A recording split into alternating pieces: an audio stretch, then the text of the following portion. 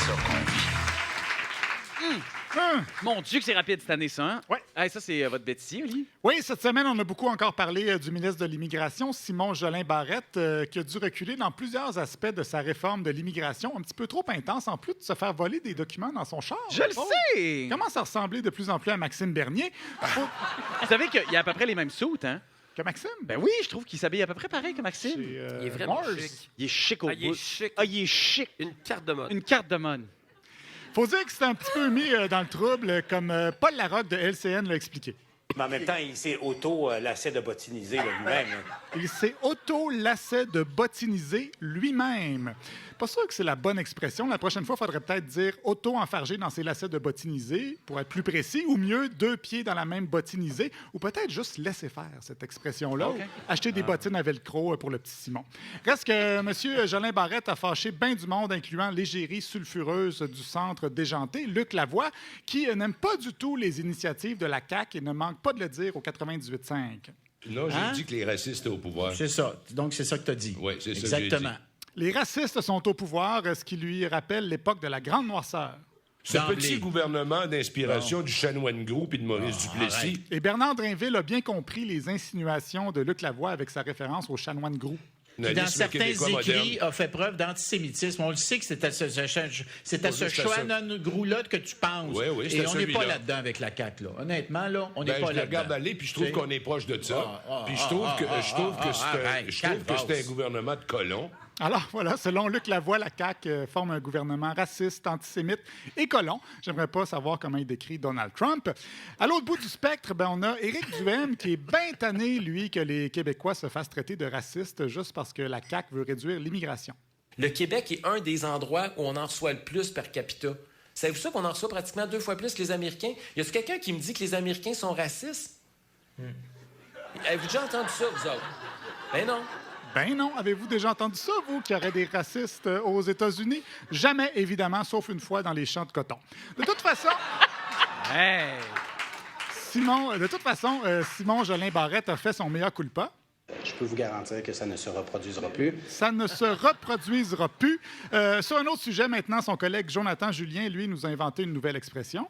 Merci, Monsieur le Président. Écoutez, je suis heureux d'entendre mon collègue de Matane Matapédia, qui est un parlementaire en réalité aguerri et qui a en réalité une verve bien pendue. Il y a une verve bien pendue. Et voilà. Il était à un G de commettre quand même une bourde. En même temps, pour un gars qui écrit Jonathan avec pas de H, il doit être quand même bon avec l'alphabet. On peut lui faire confiance. Sinon, il y a aussi Don Cherry qui a un peu fait parler de lui cette semaine après avoir été congédié pour des propos douteux. Il n'en était pas à ses premières frasques. Il a notamment fait plusieurs commentaires désobligeants sur les Québécois au fil du temps. Et sa haine du Québécois viendrait peut-être de sa défaite contre le Canadien en 1979, selon Denis Coderre en entrevue chez Patrick Masbourian.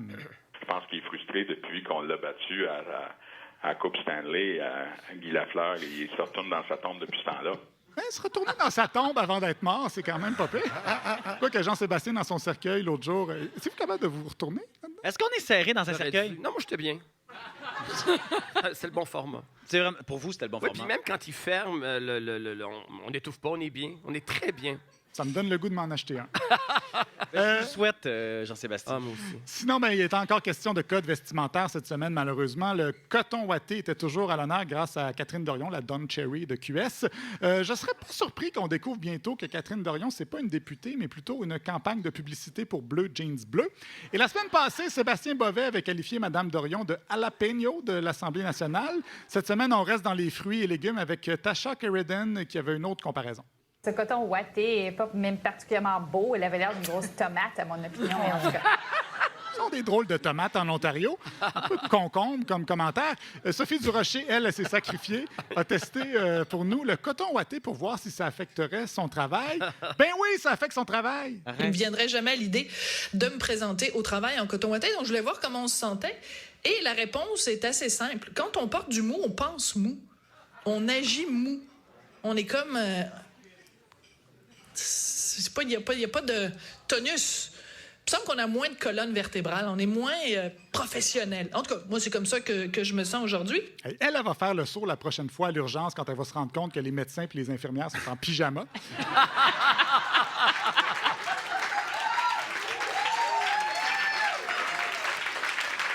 En même temps, ça lui ferait du bien si elle s'habillait plus souvent en mou, parce que des fois, ce qu'elle pense, ça fait dur.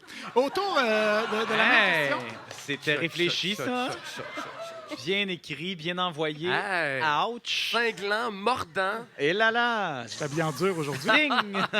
Autour de la même question, il y a Éric Duhem qui avait un excellent contre-exemple alors qu'on lui disait que les femmes étaient plus souvent victimes de commentaires sur leur habillement. Je les crois, les filles, quand ils disent « Non, un instant, un gars, ça s'habille souvent beaucoup plus comme il veut, ça passe. » Mais en même temps, Hubert Lenoir, il s'est fait attaquer parce qu'il y avait des espèces de jupes et des espèces de talons hauts. Tu sais, une fille qui promène en jupe en talons hauts, elle fait pas jaser. Alors, on va essayer de décortiquer ça un peu. C'est... À vos souhaits. C'est pas vrai qu'un gars qui s'habille décontracté, ça passe mieux qu'une fille, parce que Hubert Lenoir, c'est déjà habillé en fille et ça n'a pas passé, mais une fille qui s'habille en fille, ça aurait passé. Réfléchir à ça. Un petit mot, sinon, sur votre ami Dominique Champagne. Jean-Philippe, il était au 98.5 cette semaine et voici ce qu'il a répondu à Bernard Drinville qui disait ne pas vouloir signer le pacte par souci de neutralité journalistique. C'est des gros mots, ce que je vais dire, là, puis je suis pas en train... C'est pas une insulte que je te lance. Non, mais un jour, des Français, sous Pétain, décident qu'eux, ils vont être neutres. Ils vont laisser l'ennemi rentrer pour éviter qu'on casse trop de vie et trop de matériel en France. On dit, on va collaborer avec l'ennemi. OK? Ben là, Dominique, on dit, on va... tu me dis que c'est pas une insulte, mais c'est une maudite insulte. Je te fais juste une analogie, OK? Un collabo, rien de moins. Dominique Champagne, lui, est le Jean Moulin des changements climatiques, ou peut-être le Jean Éolienne dans ce cas-ci. On va finir. Ben, franchement.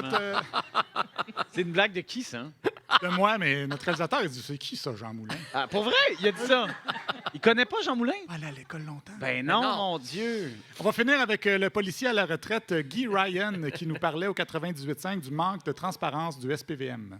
C'est pas un rapport confidentiel, là. Ils le font dans le rapport annuel. Ils sont capables de nous renseigner. Non, ils nous font des Ils sont capables de nous renseigner bimenstruellement. Ils sont capables de nous renseigner facilement. Nous renseigner bimenstruellement. Ce serait dans les règles de l'art, évidemment. Merci, Olivier.